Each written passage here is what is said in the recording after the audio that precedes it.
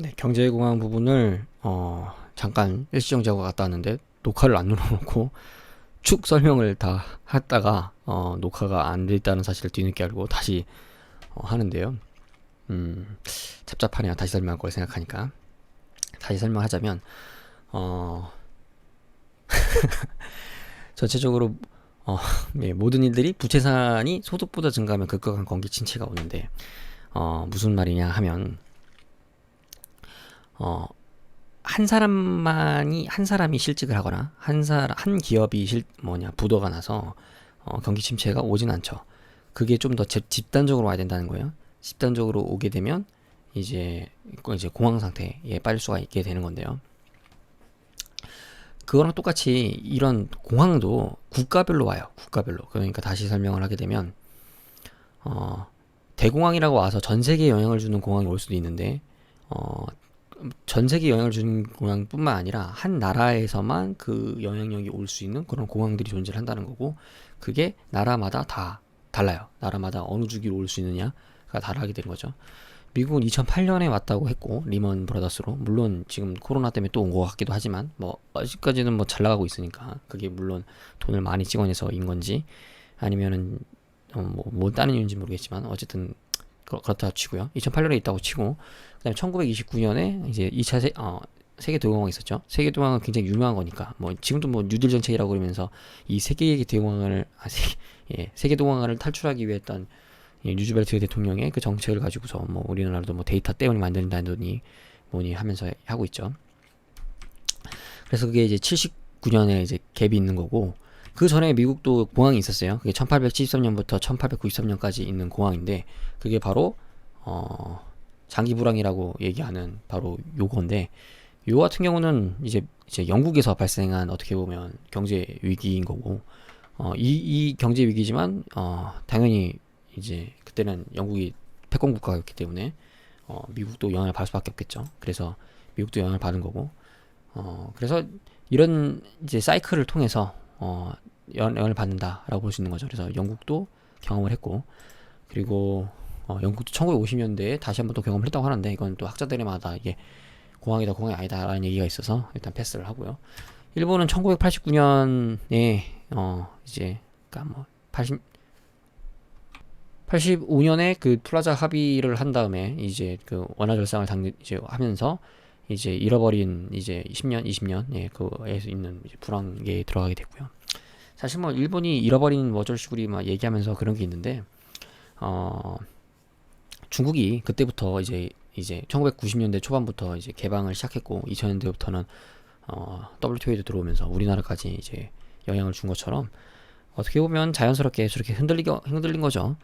그리고 1999년에는 우리 대한민국이 또 IMF 사태를 맞으면서 우리 역시도 이제 원래 착한 사마리안 법과 또 비슷한 우리 장하준 박사님이 말씀하신 대한민국이 그리고 모든 개도국이 지금의 성장을 할 수 있었던 건 뭐 대한민국의 국민성이나 뭐 그런 것도 다 있긴 하지만 이제 바로 달러 패권 속에서 우리가 이제 자유변동 환율제가 아니라 고정환율을 택했기 때문이다 라는 거였고, 그거는 뭐 이제 일본도 했던 거고 이제 한국도 했던 거고 중국도 그걸 하고 있는 거고, 중국은 이제 떼야 되는데 이제 계속 안 떼고 있으니까 미국이 이제 난리를 치는 거죠.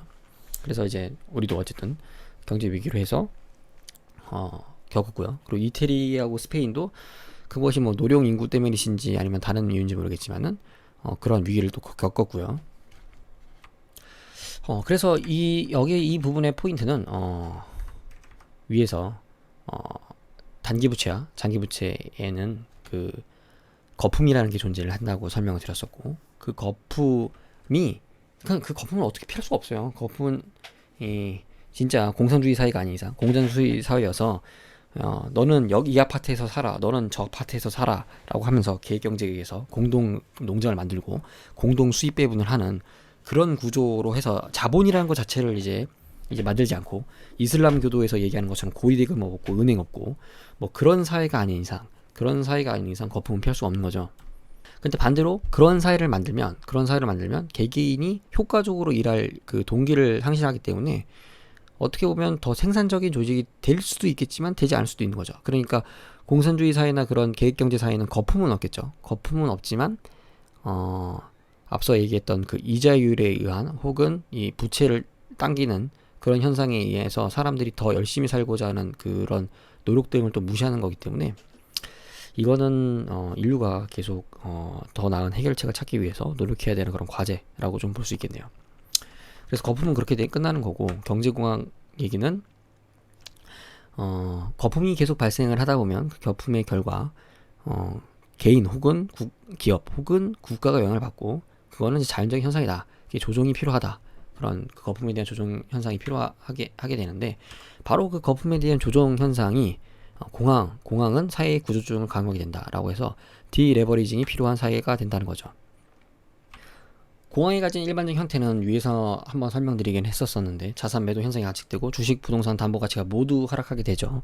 그래서 신용이 계속 축소돼서 진정한 생산성을 가진 것만이 하락되는 가치에서 더 이상 하락을 하지 않고 나머지 모든 것들은 하락을 하게 되죠. 그러니까 앞서 있었던 그 연봉 얘기를 했었을 때, 제가 뭐 1억의 연봉을 가지고 아파트를 샀는데 라고 그 가정으로 돌게 되면, 내가 살고 있는 아파트 1억을 가진 아파트도 떨어지겠지만 내가 연봉 1억이라는 사실은 내가 만약에 생산성이 진짜 있는 사람이었다면 변하지 않는다는 거죠.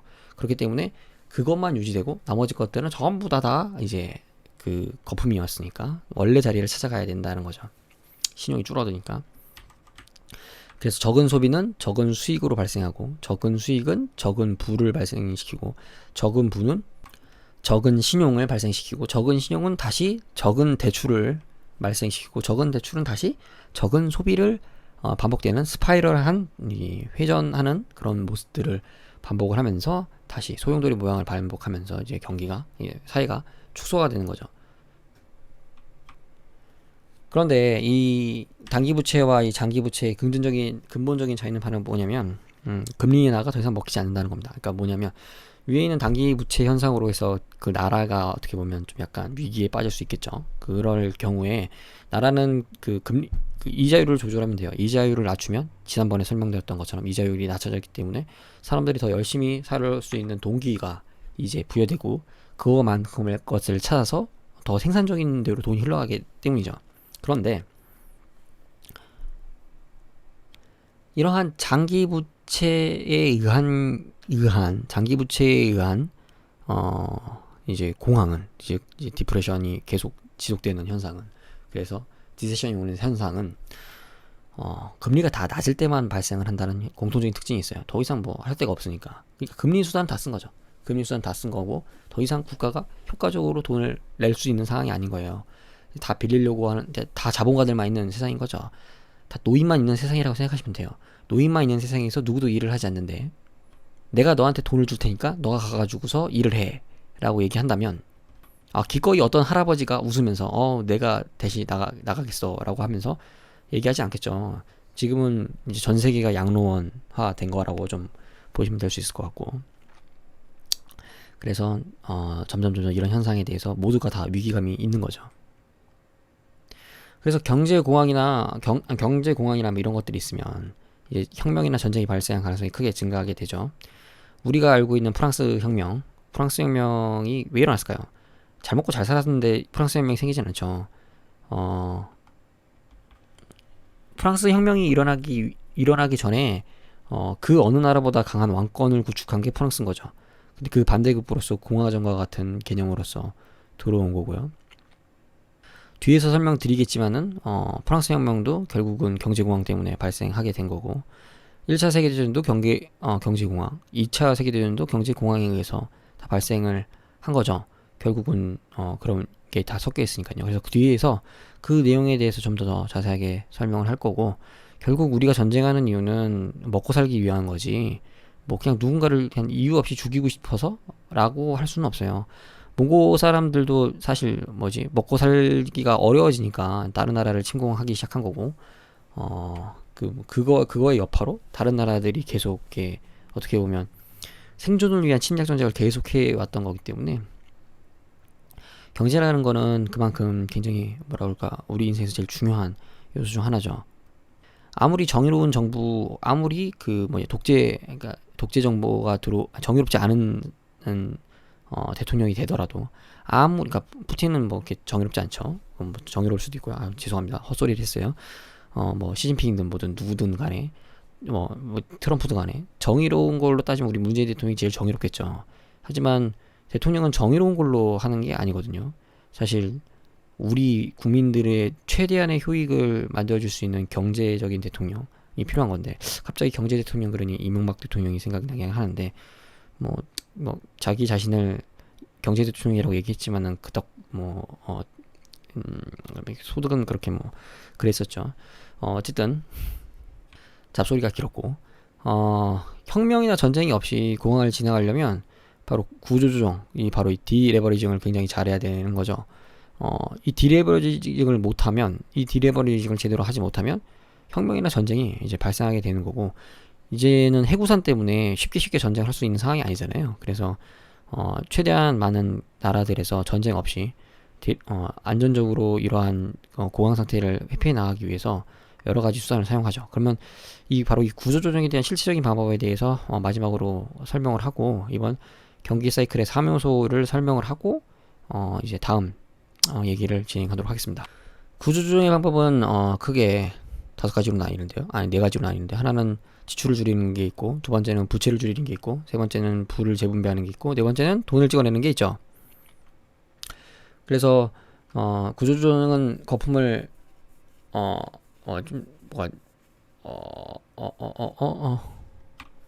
제가 워딩을 잘못했어요. 레버리징이 구조조정이 아니죠. 레버리징은 거품을 낮게 화려하고 추악하지만 디레버리징은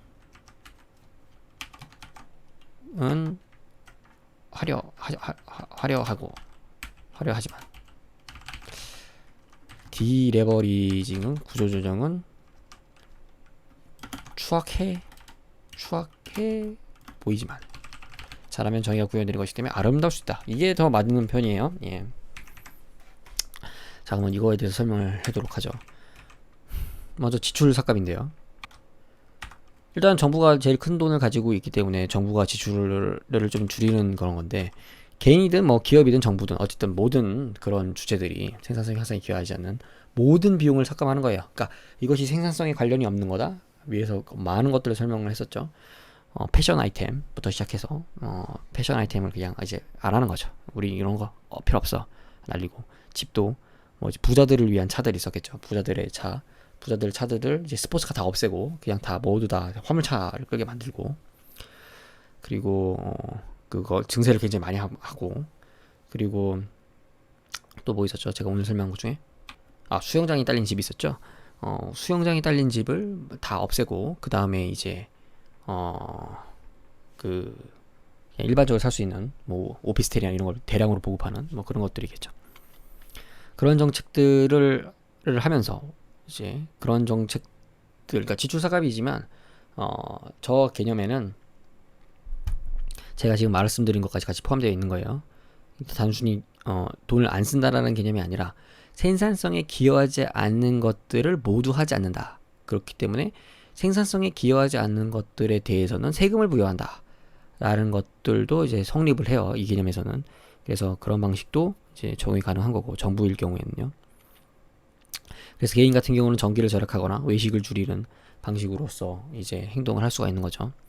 근데 결국은 이러한 것들은 대부분 긴축이 돼요. 왜냐면 세금을 징수하게 되면 뭐 기업이나 개인이 어쨌든 쓸 돈을 갖다가 갖고 오는 거잖아요. 그러니까 그게 정부가 쓰긴 쓰겠지만 어쨌든 회수하는 과정상 딜레이가 발생하기 때문에 뭐 세금을 예를 들어 징수한다고 쳐요. 세금을 징수하면 올해 징수한 다음에 내년에 쓰는 거지. 올해 징수하고 올해 쓰진 않잖아요. 그렇기 때문에 뭐 제가 지금 말씀드렸던 모든 행동들은 결국은 긴축하는 행동들이 나타날 수밖에 없어요.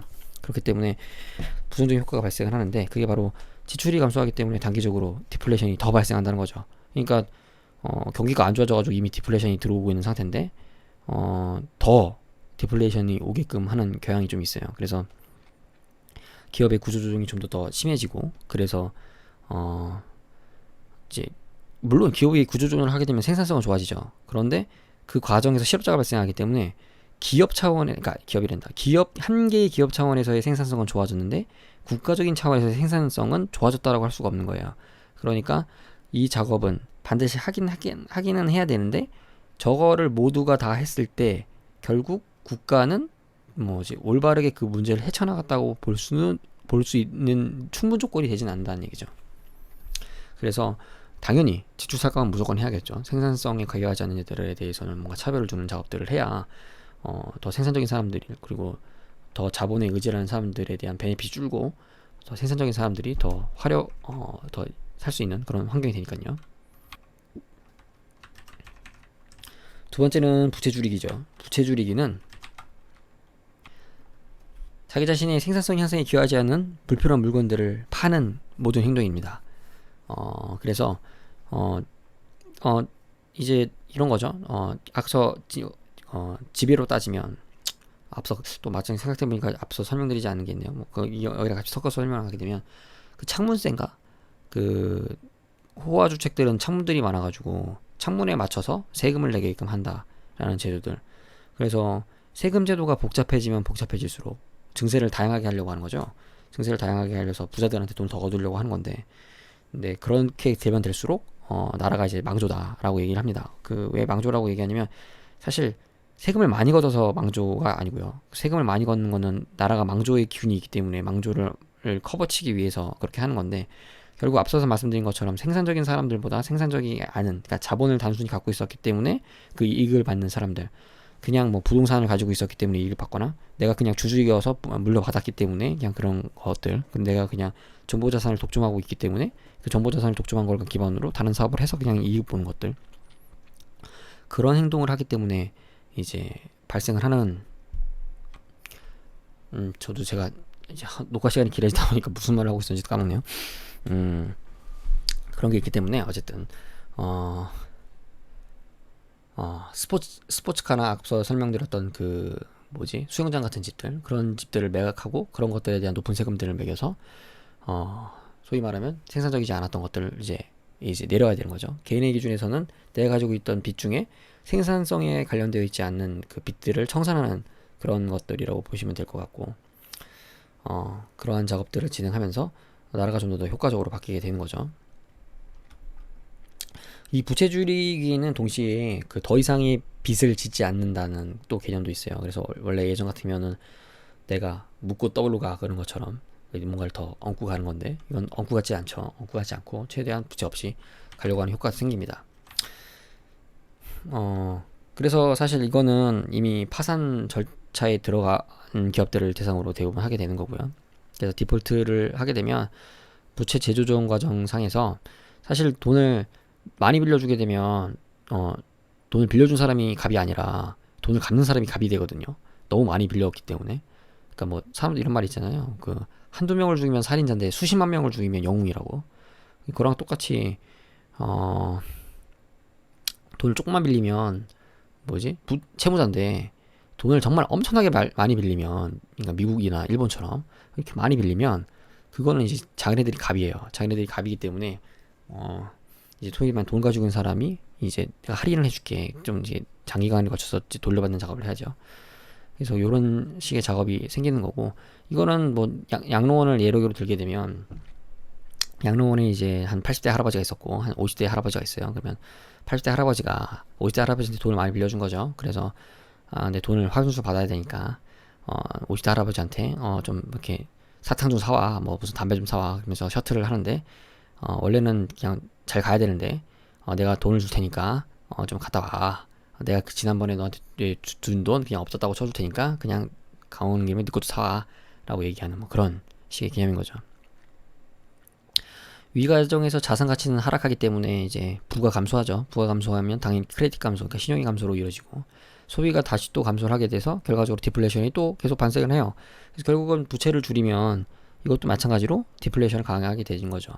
그런데 이런 부채를 줄이는 과정상에서 앞서 말씀드렸던 그 나가 떨어지는 사람들이 생기겠죠. 나가 떨어지는 사람이라는 거는 앞서 말씀드렸던 생산성이 없는데 그 생산성이 있는 것 주변에 있어서 그 효익을 같이 나눠받은 사람들, 그 사람들이 이제 어떻게 보면은 이 단계에서 다 떨어져 나가는 그런 개념이 될 것 같고요. 그 다음에 이제 부의 재분배입니다. 부의 재분배는 앞서 전 시간에 설명드렸던 것처럼 스포츠카의 부자들이겠죠. 생일 축하 파티를 하는데 20대 스포츠카를 가지고서 하는 거죠. 그러면 그 스포츠카 20대를 뺏어버리는 거예요. 20대를 뺏어버린 다음에 이제 그 실제로 우리 저널리 농사하시는 분들 그 일하는 근로자들한테 다 돌려주는 거, 다 주는 거죠. 그 사람들한테 주고 이제 너희들이 이제 일할 때 쓰고 또 뭐지 와이프나 이제 가족들이랑 연할 때 써라고 하게 되면 부자에 있는 거, 부자는 어차피 일 안 하잖아요. 그 초호화 부자들은 그거를 거기에 있는 스포츠카 20대를 빼가지고 국민한테 다 돌려줬으니 얼마만큼 생산성이 증가하겠어요. 이제 그런 것들이죠. 지출삭감과 부채 줄이기를 하게 되면 정부는 무조건적으로 세입이 감소하고 디프레션은 무조건적으로 증가할 수밖에 없어요. 그리고 실업자는 무조건적으로 늘죠. 그러면 이제 이걸 어떻게 해결해야 되냐? 바로 실업급여라고 얘기하는 걸로 해서 부자들한테 그걸 갖고 오는 거죠. 스포츠카를 뺏는 것처럼 뺏어야겠죠. 뺏는 게 바로 이제 증세를 하는 겁니다. 증세를 해서 실업자들에게 돌려주죠. 그래서 부의 재분배가 이루어지지 않으면 이제 혁명과 전쟁이 일어날 수 있기 때문에 굉장히 그게 좀 문제가 될 수 있고, 이게 이제 국가적 차원에서 이제 빌려준 나라와 이제 채권국이 이제 나라 대 나라로 붙으면 이제 진짜 전쟁 터지는 거죠. 그리고 뭐 이유존에서도 요새 이제 시끄러운 거고요. 그래서 부의 재분배 긍정적 효과는 이제 부유층에서 빈곤층으로 재배분이 되는 거고, 부유층일수록 사치품을 소비할 가능성이 높고 빈곤층일수록 생산성 향상에 기여할 가능성이 높은 물건들을 이제 하기 때문에 굉장히 긍정적인 효과를 기대할 수 있겠죠. 부자들한테 보석 사온 다음에 가난한 학생들한테 등록금을 주고 그 학생들로 하여금 이 10년에 거쳐서 나눠서 갚아라라고 하고 이제 그 사람들이 열심히 공부해가지고 새로운 물질을 발견하거나 새로운 생산적인 활동을 할 수 있으니까요. 아이고야. 예, 오늘도 분량 조절에 대단히 실패하고 있습니다. 예, 어쨌든 계속 하도록 하겠습니다.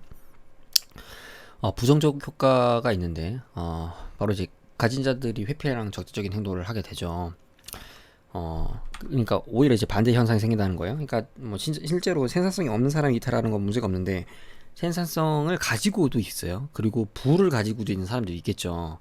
그러니까 저 예를 들어서 아까 전에 제가 만약에 연봉 1억이 있었다고 쳐요. 근데 제가 연봉 1억인데 자산에 대한 그것만 하는 게 아니라 이제 내 연봉에 대한 그것도 하게 되면 뭐 물론 내 자산에 대한 타격도 받았으니까 저는 들어가지고 대한민국 못 살겠다라고 해서 딴 나라 뜰 수 있겠죠. 그러면 더 피곤해지는 거죠. 왜냐면 생산성이 있는 사람이 떠난 거니까요. 그래서 저걸 판단하기 위해서 저게 뭐랄까 부의 재분배를 효과적으로 하는 게 그렇게 쉽지가 않아요. 예, 자신들이 보유한 생산성보다 높은 사치 수준을 가진 이들한테 부의 재분배를 한다는 것 자체가 굉장히 어려운 거죠. 의사에 대한 세금을 크게 올렸는데 의사들이 해외로 다 나가버리면 그 의사들을 키우기 위해서 우리나라 국가들과 교육기관에서 그만큼 투자를 하고 행정했는데 결국은 딴 나라 좋아지게 되는 거죠. 그래서 이게 주전적 효과가 마찬가지로 또 있습니다. 그 다음에 이제 화폐 발행인데, 화폐 발행은 뭐 요새 핫하죠. 다 이제 개나 소나 다 발행한다고 그렇게 하고 있으니까요. 중앙은행이 새롭게 돈을 발행해서 금융상품, 국채, 화폐차를 사는 것이에요. 돈을 단순히 찍어내는 게 아니라 돈은 찍어내서 그냥 주는 게 아니죠. 그러니까 돈을 찍어낸 다음에 이제 국가가 발행한 채권을 사서 정부가 돈을 쓰게끔 해주거나, 정부는 세금을 받지 않고 그 국채를 발행한 다음에 이제 하는 거죠. 그러니까 국채는 원래는 발행을 못 하는 건데 그냥 은행에서 사주는 거니까, 은행에서 다른 중앙은행이란 특수한 은행이 대한민국에 있는 국채를 사주는 거기 때문에 가능한 거고, 중앙은행이 사실 회사채를 사주면 안 되죠. 중앙은행이 사실 회사채를 사주면 안 되지만 회사채를 사주게 할 수 있겠죠. 그리고 뭐 요새 핫했던 게 그 미국 중앙은행에서 이제 국채도 아니고 회사채도 아니고 주식을 사주겠다. 주식을 사주겠다라는 말이 또 돌아서 뭐 사실 뭐 일본은 10년 전부터 뭐지 자기네들 주식을 사고 있어서 지금은 기억이 안 나는데 뭐 일본 중앙은행이 가지고 있는 어떤 기업의 주식이 뭐 50%다고 이미 벌써. 그래서 일본 중앙은행이 사실상 일본 기업들을 다 가지고 있다. 뭐 이런 식의 글을 읽은 적도 있는 것 같은데요. 어쨌든 미국도 이제 어떻게 보면 국채를 떠나서 회사채도 떠나서 이제 주식을 매입한다라는 얘기가 있고, 그리고 사실 미국 국민들은 우리나라 국민들과 달리 우리나라는 부동산을 투자하고 있지만은 사실 미국은 다 대부분 주식을 들고 있기 때문에 주식시장이 붕괴하면 어떻게 보면 미국 이제 주요 그 국민들의 자산이 붕괴하는 거죠. 그래서 그만큼 주식시장 붕괴가 두려웠기 때문에 지금 경제 위기임에도 불구하고 돈을 조금이라도 풀었을 때 주식시장에 돈이 그만큼 더 많이 가는 거고, 그리고 그렇기 때문에 미국도 만약에 주식시장이 붕괴하게 되면은 이제 중앙은행이 주식을 사주겠다라는 그런 이제 말이 되는 건지 말이 안 되는 건지 잘 모르겠는 그런 말을 하고 있는 거죠. 그래서 긍정적인 효과를 보게 된다면 금리가 낮은데도 경제가 돌지 않는 건 경제 구조에 문제가 발생했다는 거라고 볼 수 있어요. 대표적인 게 이제 국민들이 평화 복지에 너무 익숙해져서 게을러지는 걸 수도 있는 거죠. 예전에 미국 하면 생각나는 개념이 50년 전이었나? 그때 얘기하면 미국은 근면이라는 그런 이미지였대요. 근데 지금 미국이 근면하다라고 생각하는 사람이 전 세계에 얼마나 될까요? 제가 생각하기에는 거의 없겠죠. 오히려 근면하다라는 것 자체를 그 뭐라 그럴까, 중국 사람들이 훨씬 더 근면한 거죠. 정확하게 생각이 안 나는데 그 넷플릭스인가 그 어딘가에 다큐멘터리로 그 미국의 그 자동차 공장이 고장 나가지고, 아니 뭐 망해가지고 그 중국에 있는 어떤 공장이었죠? 무슨 공장이 그 거기 대신 들어갔는데 왜 니들은 뭐지 중국 사람들처럼 열심히 일을 안 하느냐라고 하면서 이제 그 사장님이 막 그렇게 따지는 뭐 그런 다큐멘터리 같은 게 있었다고 해요.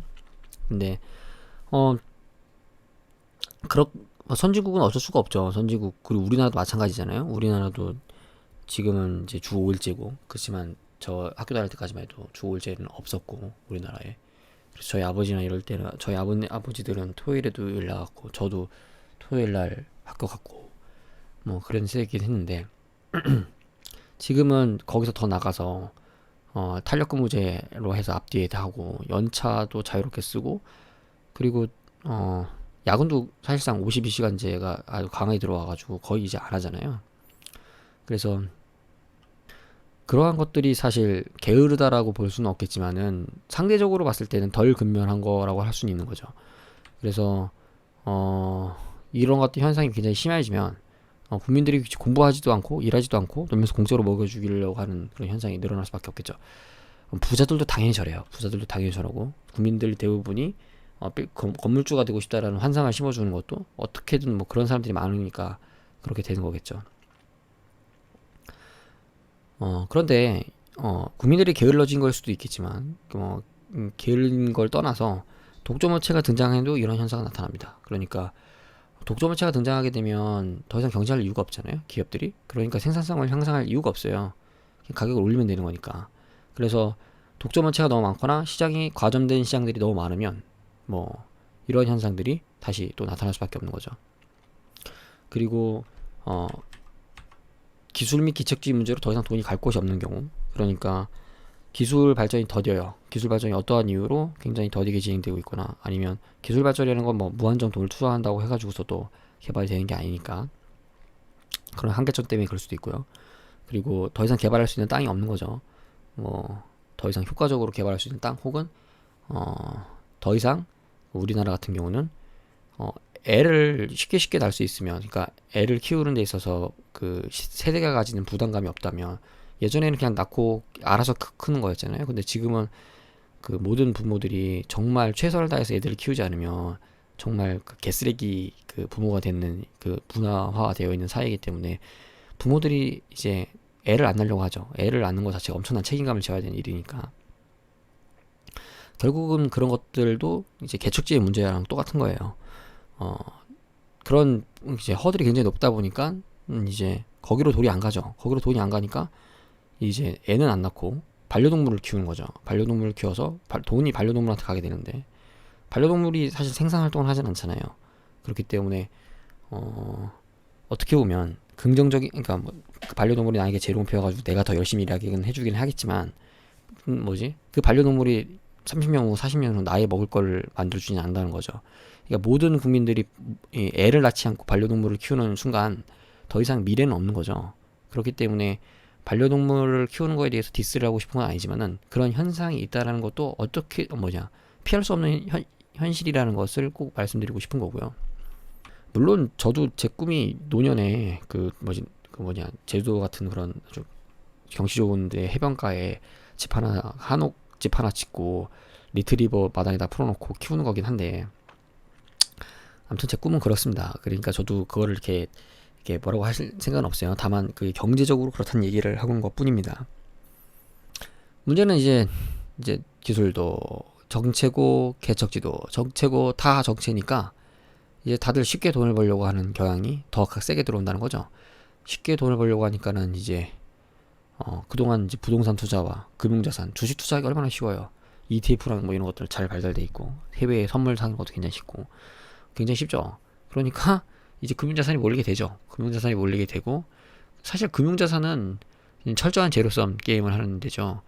물론 주식 시장에 돈이 많이 몰려서 증자를 더 해서 기업이 더 많은 R&D 활동이랑 공장을 짓는 활동을 할 수도 있어요. 그래서 어느 정도 주식시장에 돈이 모이는 거는 기업한테 하긴 한 거죠. 그런데 우리나라의 지금 그 ROE 가진 돈 가지고선 매출액을 내는 그 수준을 보게 되면 대부분의 기업들이 2-3% 정도 수준이란 말이에요. 그러면은 말 다 했죠. 더 이상 그러니까 돈이 없어서 기술 개발을 못하는 게 아니에요. 다른 문제인 거죠. 그래서 지금은 다른 차원의 그런 접근 방법이 필요합니다. 그래서 경제가 잘 동작하지 않기 때문에 정부가 생산성 향상을 위해서 직접 돈을 집행을 하는 건데, 이제 대표적인 방법으로 과거에 유지 정책이라는 게 있었죠. 그래서 대규모 토목 농업 복지 정책을 진행했다. 그래서 미국 이민자들을 위해 부의 분배가 안 되니 바로 정부에서 돈을 준 거라고 생각을 하면 되는 건데, 앞서 있었던 그 설명드린 거 있잖아요. 지출 삭감, 부채 줄이기, 부의 재분배를 다 하는 방법이에요. 그러니까 뭔 소리냐면 화폐 발행도 하는 거죠. 네 가지를 다 한 방에 하는 건데, 일단 토목 사업을 하는데 생산적인 데다가 하는 거예요. 그리고 지출은 하긴 하는데 생산적인 지출을 하는 거고 비생산적인 지출을 줄이는 거죠. 그리고 농업은 무조건 생산적인 거죠. 뭔가 물건을 만들어내는 거니까. 그래서 농업 같은 걸 장려하게 되는 거고, 또 이제 미국에 대해서 잘 아시는 분 알겠지만 미국은 우리보다 농업에 대한 비교가 압도적으로 좋잖아요. 경작지가 엄청나게 넓고, 그리고 이제 대규모 공장식 농업을 하기가 굉장히 좋기 때문에, 그러니까 자기네들이 잘할 수 있는 거에다가 돈을 더 투자한 거죠. 그래서 단순히 농업이 그냥 뭐 1차 산업이기 때문에 했다라는 것도 있겠지만은 미국에서도 잘할 수 있는 거기 때문에 또 한 거고, 그래서 생산적인 거기 때문에 한 거죠. 그리고 그런 과정 속에서 부자들한테 돈을 이렇게 갖고 올 수도 있지만, 앞서 설명드렸을 때 인플레이션을 발생시키면, 즉 뭐 국가가 돈을 더 찍어내면, 돈을 찍어내면 돈을 많이 갖고 있는 사람이 그걸 손해 본다고 그랬잖아요. 그렇기 때문에 국가가 돈을 많이 찍어낸 다음에 그것들을 다 이제 생산할 수 있는 국민들한테, 즉 생산할 수 있다라는 거는 생산적인 국민들한테 계속 주는 거죠. 계속 주면서 생산적인 개발을 할 수 있도록 주는 거죠. 그렇게 돼버리면 이제 더 생산적인 이제 국가로서 이제 변할 수 있는 그런 혜택이 되는 거죠. 그래서 1933년 이후에 이제 미국에서 돈 찍어내는 양이 이제 요 정도 수준이었다가 이제 몇 배로 되는 거예요. 4,46이니까 4배 정도 이렇게 폭증했다는 거고. 그래서 유주정책 기간 동안 돈을 이렇게 훅 찍어낸 거죠. 이거랑 똑같이 지금도 돈을 찍어내고 있는 거죠. 그래서 돈 찍어내서 이제 다른 것들을 커버친다. 그리고 여기서 제가 계속 돈 많은 사람 그렇게 계속 경쟁을 하는데, 여기서 말하는 돈 많은 사람은 중국이죠. 중국이 최고의 달러 보유 자산이 제일 많잖아요. 그렇기 때문에 미국에서 돈을 찍어내면 찍어낼수록 중국이 손해를 보는 거죠. 그래서 미국은 그냥 중국이 고정환율제를 버리지 않으면 네가 고정환율제를 버릴 때까지 난 돈을 찍어내겠다라는 이제 그런 거고, 그렇기 때문에 미국 주식이 그 정신없이 계속 우상향하고 있는 거죠. 그리고 최근 들어서 이제 2008년대 그 이제 금융자산 매입을 통해서 이런 것들을 하게 되는 거죠. 그래서 금융자산을 가진 사람들은 자산이 폭락것을 막아서 2008년도에 그 모든 금융자산들을 막아서 살려준 거죠. 우리나라는 1999년도에 IMF 터지고 나서 우리나라에 있는 대부분의 은행들이 50% 이상의 은행들이죠. 모든 은행, 사실상 모든 은행이라고 보시면 돼요. 우리은행, 기업은행을 제외한 모든 은행이 이제 외국계로 다 넘어갔죠. 그래서 지금 다 최대 주주는 다 외국계 사람들인데, 미국은 뭐 은행이 망해도 어차피 주인 없는 은행이 주인 없는 은행으로 돌아가는 것뿐이에요. 그래서 아무도 망하지 않습니다. 그러니까 이게 이제 미국이 가진 최고의 베네핏이죠. 돈으로 다시 메꾸는 거니까요. 그래서 사실 지금의 이런 행동들 자체는 단순히 그냥 돈을 찍어내는 게 아니라 돈을 찍어내기 위한 명분을 찾는 거죠. 돈을 찍어내기 위해 코로나라는 명분을 찾는 거고, 돈을 찍어내기 위해서 이제 뭐 주택시장 모기지론, MBS 뭐 그런 식의 얘기를 하면서 이제 그런 것들을 찾아내고 계속 그런 타이밍이 잡을 때마다 무차별적으로 돈을 찍어내서 중국이 벌어놓은 돈에 대한 효과를 좀 약간 상쇄시키고, 미국 사람들이 대부분, 미국 국민들이 대부분 자기의 자산들, 그러니까 부동산이나 아니면 주식 자산을 가지고 있기 때문에 그 자산을 이제 보존시켜 줌으로써 자신들의 그 이익은 찾는 그런 전략을 취하고 있고, 중국도 그게 너무 열받으니까는 이제 달러 패권을 나가기 위해서 이제 그 동북곤정이란다. 동북곤정이 아니라 그 뭐죠? 신실크로드? 갑자기 생각이 안 나네요. 예, 그런 것들을 하면서 자기네들의 경제권을 점점 늘려가려고 하고 있죠. 그래서 화폐 발행도 나쁘진 않아요. 그렇지만 부정적 효과가 있죠. 과도한 화폐 발행은 막대한 인플레이션을 발생을 시킬 수 있습니다. 그러니까 신용이 정확하게 얘기하면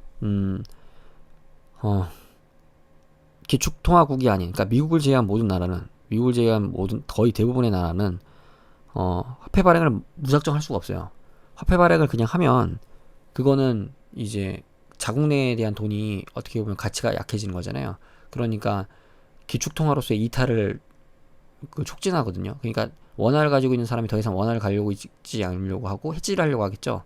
그래서 앞서 있었을 때 제가 인플레가 발생하면 부자들은 이미 다 해지를 했기 때문에 그냥 단순히 은행에다 돈을 저금을 많이 해놓은 애국자들만 손해를 보게 된다라고 말씀드린 것처럼 저런 현상이 나타나게 되면 결국 인플레이션이 발생하기 때문에 그 돈을 전부 다 빼서 그 달러나 아니면 금이나 은으로 돌려놨겠죠. 그러니까 진짜 부자들은 이미 아무런 영향을 받지 않고 우리나라에 있는 자산들은 해외로 이제 유출되는 이제 그런 현상이 발생할 수가 있어요. 그래서 우리나라가 돈을 찍어낼 수 있는 건 맞는데, 돈을 또 무턱대고 잘못 찍어내면 돈은 어떤 특징이 어제 말씀드린 것처럼 롤백이 안 돼요. 롤백이 안 되기 때문에 이제 인플레이션이 발생하게 되면 그 고통을 그대로 느껴야 되는 거죠.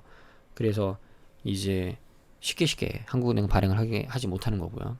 그리고 발행을 할 때 신용의 감소만큼만 이제 말이 또 잘못된 것 같은데, 아니네요. 제가 지금 정신이 나갔습니다.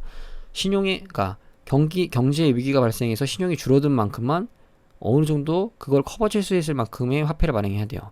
그러니까 신용이 감소한 만큼 그대로 화폐를 발행하는 것도 안 되겠죠. 왜냐면 그거에 이상이 발행될 거니까.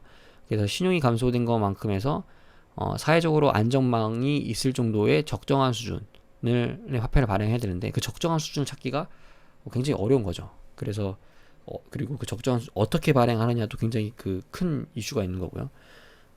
그런데 제가 이번에 그 대통령 추경 그 뉴딜 정책을 잘 보지는 않았는데, 과연 그 정책이 얼마나 소위 말하면은 정책자의 편의적이지 않고 진짜 사회적으로 그런 효율성을 증가시킬 수 있는 정책인가에 대한 의무심이 있어요.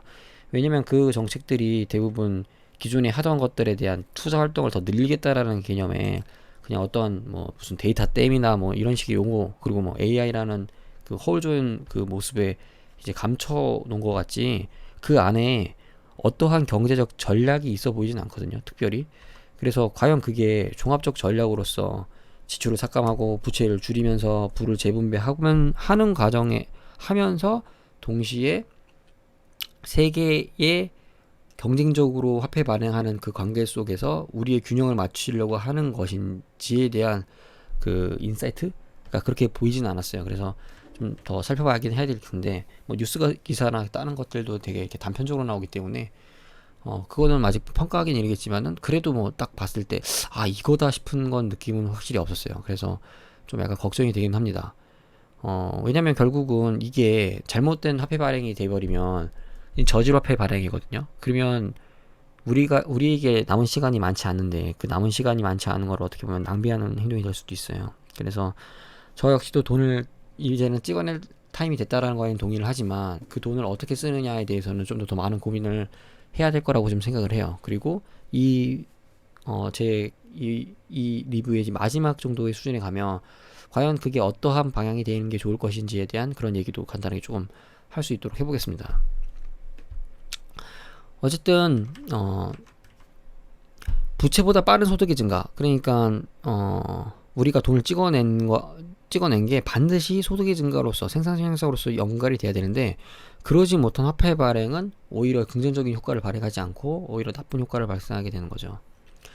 그래서 이상의 내용들을 다시 정리하게 되면은 우리가 있었던 이제 자본을 통한 그런 행동들은 이제 거품을 선정적으로 발생시킵니다. 그리고 이제 구조조정 과정은 어떻게 보면 굉장히 희생을 강요하는 거기 때문에 추악해 보이죠. 그렇지만은 앞서 말씀드린 것처럼 단기 부채와 장기 부채는 사실 동시에 존재하는 개념이기 때문에 예. 장기 부채도 시간이 지나면 단기 부채가 되는 거죠. 단기 부채도 미래에 대한 어떻게 보면 지속적인 베팅을 하게 되면 장기 부채가 되는 거예요. 그렇기 때문에 그리고 나도 지금은 열심히 일할 수 있는 사람이지만 나도 늙으면 결국은 장기 부채와 같은 사람이 되는 거죠. 생산성 없는 사람이 되는 거고 그렇다고 해서 국가가 생산성이 없는 사람을 버릴 수는 없는 거죠. 노인이라고 해가지고 다 죽일 수 없는 거고 코로나가 유행인데 코로나가 나이 드신 사람들한테 그 감염력이 좋으니까 전국적으로 퍼지게 한 다음에 노년 인구를 좀 줄여서 국가 발전을 위한 찬스로 산다라는 거 경제적으로 맞을 수 있는 논리일 수도 있겠지만은 그게 맞는 건 아니잖아요.